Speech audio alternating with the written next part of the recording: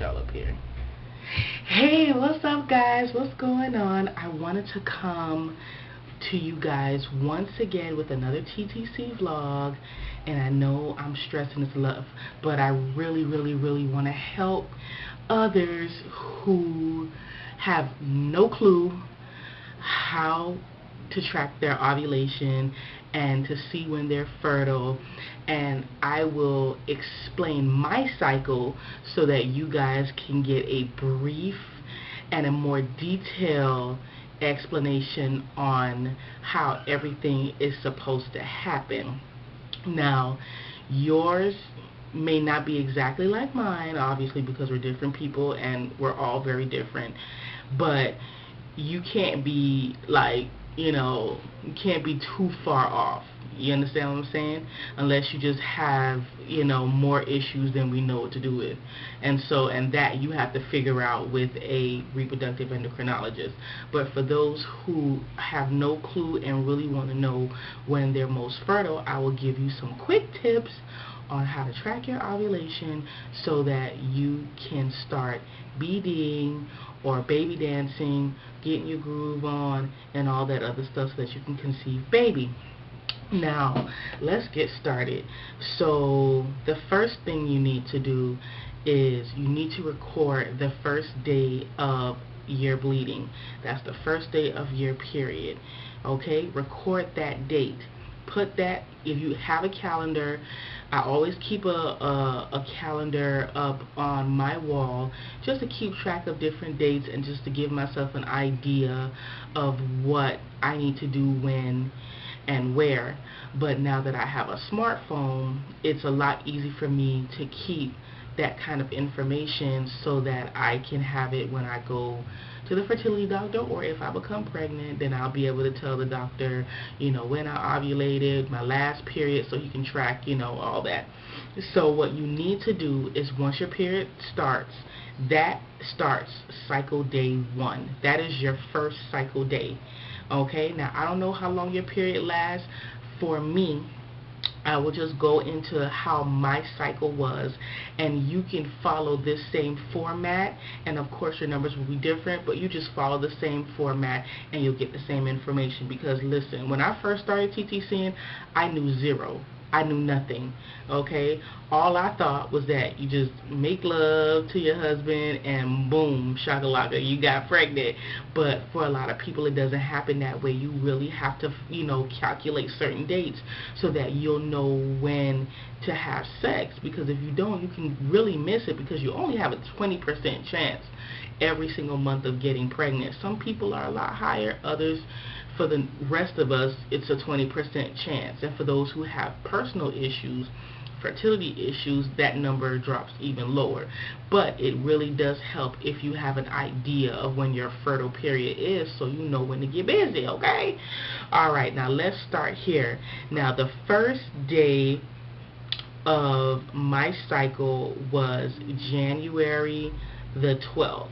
Okay, my cycle started January the 12th, and the last day of bleeding, the day I had no more spotting, no more bleeding, nothing at all, my period ended on January the 15th. Okay, so what I did, since I have a feeling that I ovulated a lot early in my cycle, I just decided to wait 2 days after my cycle ended. So what I did is I went to the Dollar Tree. You can go to the Dollar Tree, you can get the expensive kind, whatever is in your budget, you go ahead and get it. I like the digital test because it tells you clear cut. You don't have to try to decipher lines and all that stuff. But if you're on a budget like we are, we're getting ready to move in about 6 weeks, y'all. So, I'm trying to keep everything cost efficient, because we have a lot of things that, we got to do financially. But I do digress as usual. So anyway, I didn't start testing for ovulation. I went to the dollar store, I went to the dollar store and I got 6 ovulation tests. Now, I didn't think I needed that many, but I just got 6 because, I just don't know. So anyway, I started testing on the 18th. Okay, I started testing on the 18th of January, and what I did was that I tested every single day. Every single day. And while I was testing, we were getting busy every single day. Now let me just go on ahead and clarify. Now I know somebody pointed out that, oh, you're not supposed to have sex every single day because the sperm is, the sperm count lessens if you do it every single day. But like I said, everybody's situation is different. You are correct, but everybody's situation is different. For my husband's case, he has an overproduction of sperm, so it's pretty much okay. You understand what I'm saying? So I mean, in our position, he got tested after I got my HSG. I think a little bit before I got the HSG. We did it pretty much, he did it I think one weekend, and then I had my test the following week.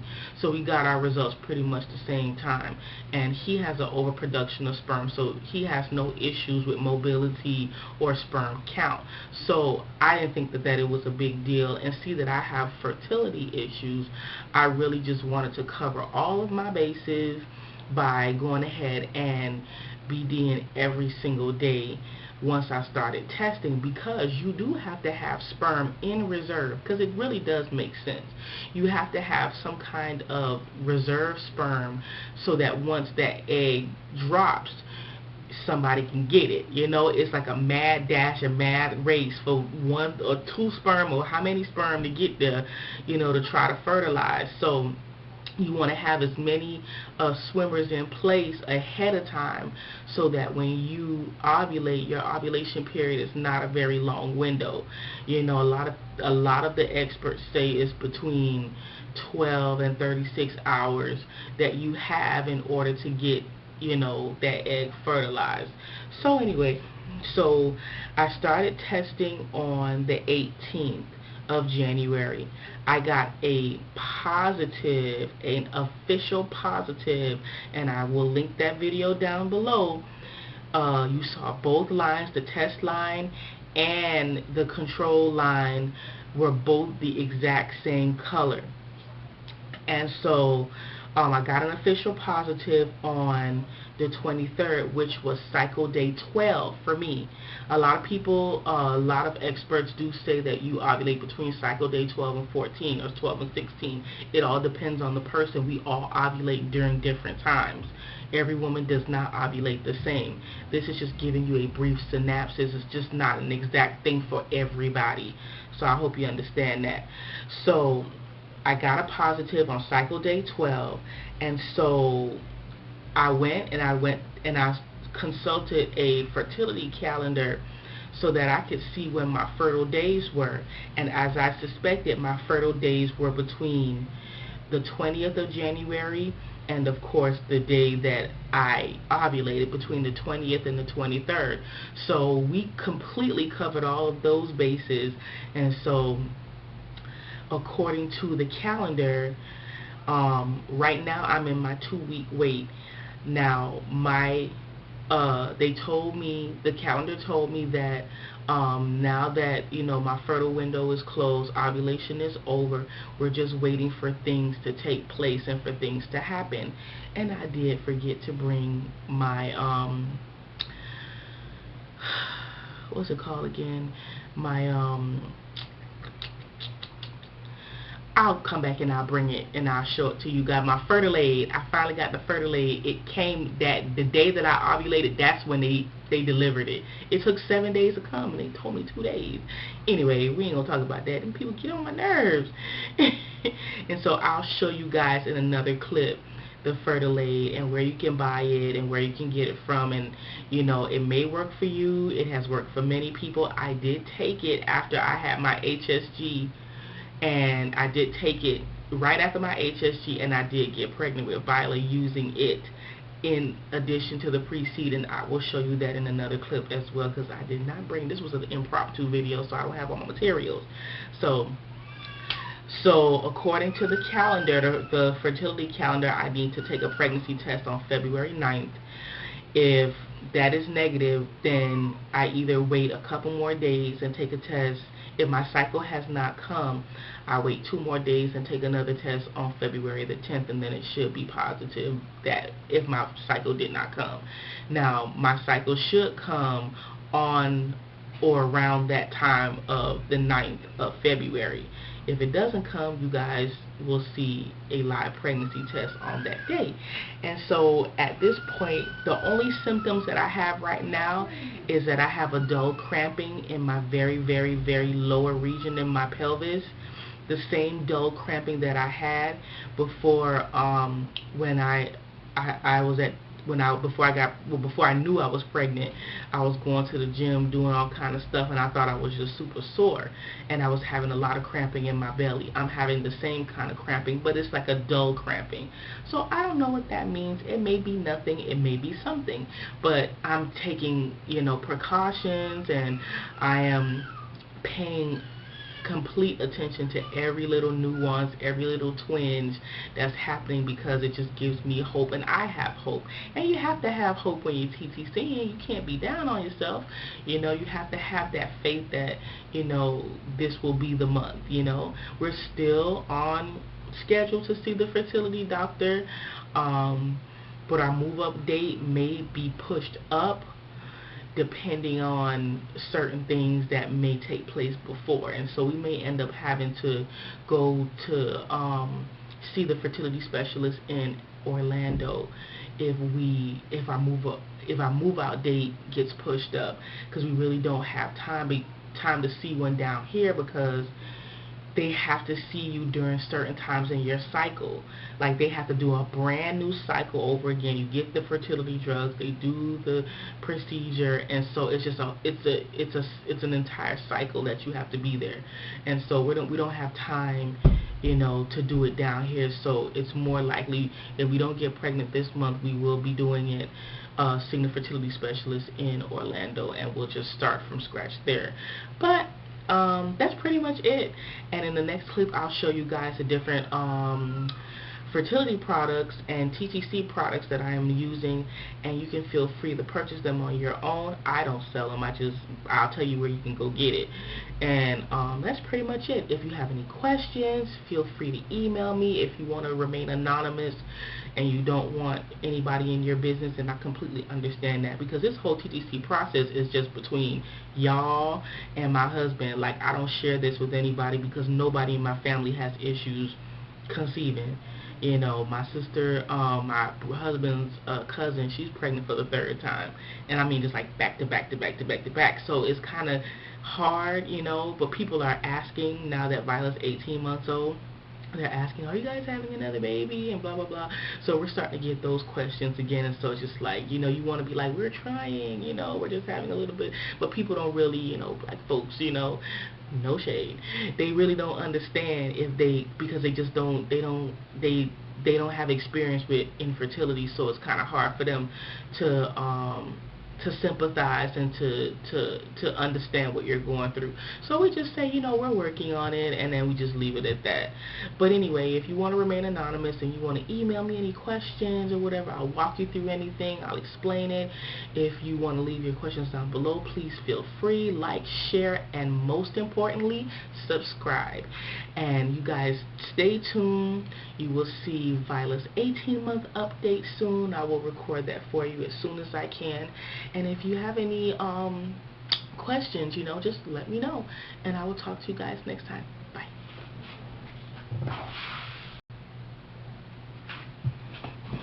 Alright, I told y'all guys I was coming back. Alright, here are the products, the TTC products that I was telling you guys about that I'm using. This right here is called Pre-Seed. I hope you can see it. It comes in this blue box.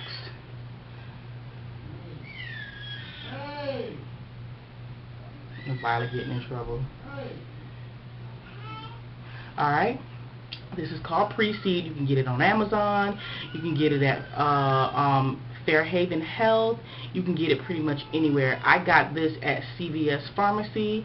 I don't know if you have a CVS in your neighborhood, but go to any one of your pharmacies. Not all pharmacies carry this, but since it's become so popular, you can probably get it at Walgreens or CVS. You just might have to call ahead and ask if they carry pre-seed. And so this is a fertility friendly lubricant. Most lubricants, well, almost all lubricants on the market now, they are detrimental to sperm, so which means they kill sperm. And so if you're using KY jelly or any other type of lubricant, you run the risk of killing your sperm, and it's not conducive to TTCing. So this is the fertility sperm if you're dealing with a lot of drying, or you just want, you know, a little bit of comfort, you know, because TTCing can be hard on the vagina. Just saying, you know. It makes things a lot more smooth and a lot more easier. Okay? And so the next thing that I got, this is for Fertilate for women.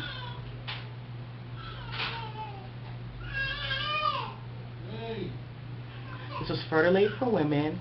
Let me move my hand so y'all can see. Fertilate for women. I purchased this from Fairhaven Health. Fairhavenhealth.com. That's where I got this from. And so this is what it looks like. This is just their regular fertility vitamin that has a ton of different supplements that you need to help get your body ready for to conceive. And so if you're lacking certain nutrients and certain things in your body, you take this 3 times a day, and it's to help you out. A lot of women have gotten pregnant just by taking this alone. And so this is a really, really great vitamin to take. It's all natural, and it runs about $26. With tax is $29 with the shipping as well. So it'll run you $29, and so this is what it is. And they also sell Fertilate for men as well. And so, and this is another vitamin. It's all natural. It's called serapeptase. Serapeptase is a natural enzyme that naturally unblocks your tubes. So if you have, you know, 6 months to a year, you know, if you want to conceive and you have blocked tubes and you really want to, you don't want to go the surgery route, the fertility, you know, drug route, it's best that you start with a natural supplement. And they have plenty of other natural supplements that help with unblocking the tubes. This is just the one that I wanted to try because, you know, I don't know what I'm allergic to, and, you know, you want to just try one thing at a time. So if you're allergic to something, you'll know exactly what it is. And so this is the supplement that will help you unblock your tubes, but over time. It's not something that will unblock it overnight. If that was the case, I would be pregnant by now. And so, and plus everybody's tubal blockage is very, very, very different. I don't even know the extent of my tubal blockage, and I believe it's both of them. And so, yeah, if you have plenty of, you know, you want to plan a baby for a year from now, whatever, you go on ahead and start taking this. And, you know, in addition to any other fertility supplements, prenatal supplements, and, you know, and you see what happens. So that's pretty much it. So I'll talk to you guys next time. If you have any questions, leave them down below, as I said before, and I will talk to you guys next time. Bye.